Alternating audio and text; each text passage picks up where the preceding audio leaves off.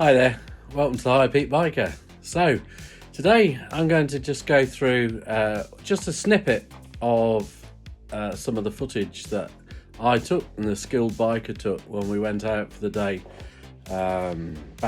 back in middle of March, end of March at some point. It's taken a while to get around to having a look at that and piecing things together, but the first bit of work I've done from the film is looking at, I guess, what I call the anatomy of an overtake. So we're leaving a village and we move from the 30s into the 40s. You don't see the 30s, but we're in the 40s, and then it becomes the nationals, and that's when you start looking seriously for an overtake. So have a look at this, listen to a bit of the commentary that I put over it, and see what you think. Okay, cheers. So here we are with the actual overtake, filmed from behind.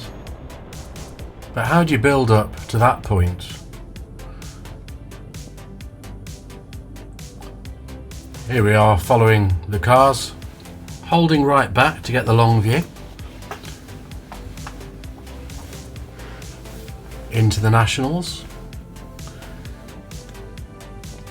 catching up just a little bit but not too much. You've got that view, you can see cars coming, rear observation, always aware of what's behind me,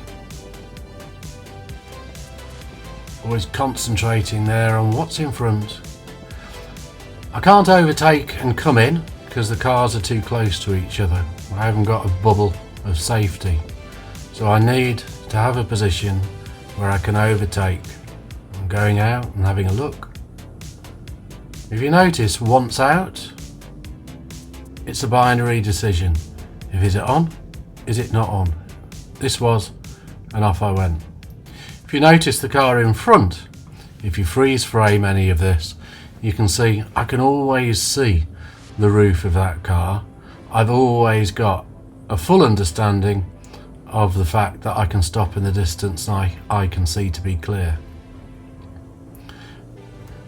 The rear view now is just showing skilled biker and what he's doing. He's coming up, having a look, looking down the inside, doing all the same sorts of things that I am, but taking into account the fact that I will be going for that overtake first.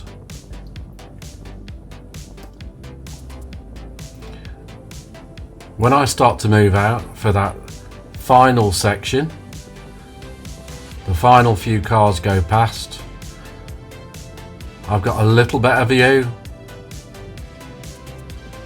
This is when I then start to move out and go as soon as I've got that view. He's not going to go until he's got that view. He's not going to just follow. So he waits till he gets that view and then he'll come. So what's it look like from behind? This is me having a look. Got the tractor coming down.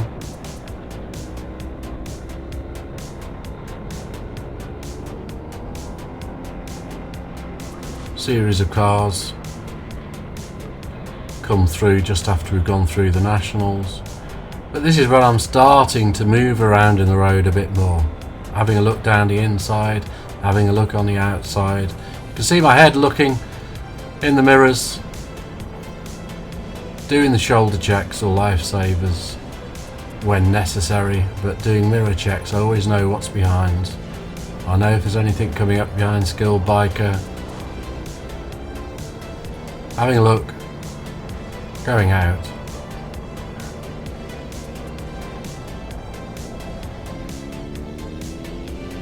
But once that decision's made, you can see that bike just goes.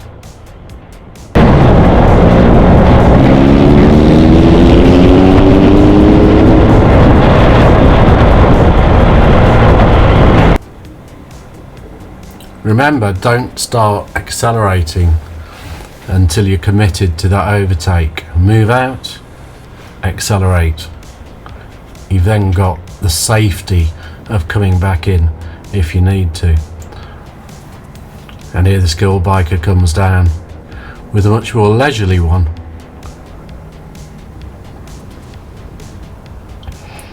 And we discussed the drive on the right hand side down there, which he could see and have a view of that and the yard, and was able to get in if he needed to. So the second overtake, you can see from behind that, do my shoulder check, it's a nice long view, no need for real acceleration, and you can see that the skilled biker just comes straight through with me. If you look at it from behind, you can see he's still moving about, he's looking up on the inside, he's getting his view, he's not just relying on me, he's doing his shoulder checks and mirror checks as well. But when it's good to go, he's going. He's just slightly offset from me, and always it's the case, so that he's got that long view and he can see what's coming. And then we're back down into the 40s and sit and wait a little bit until we get back to the Nationals again.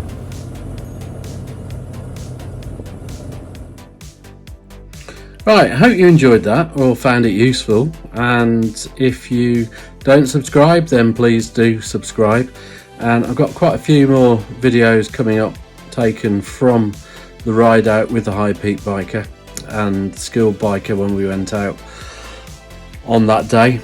We go over Strines, we go through sort of Lady Bower area, through Bakewell, and all the way up from Ashbourne, do a big loop around the Peak District, and well, you can see the loop here. So cheers, and see you soon.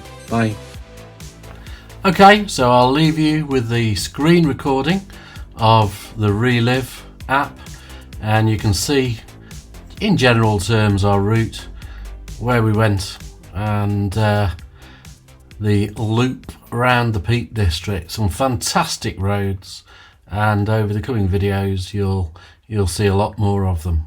So thanks for watching, and if you're still here, well done, and like and subscribe. Cheers everyone, bye.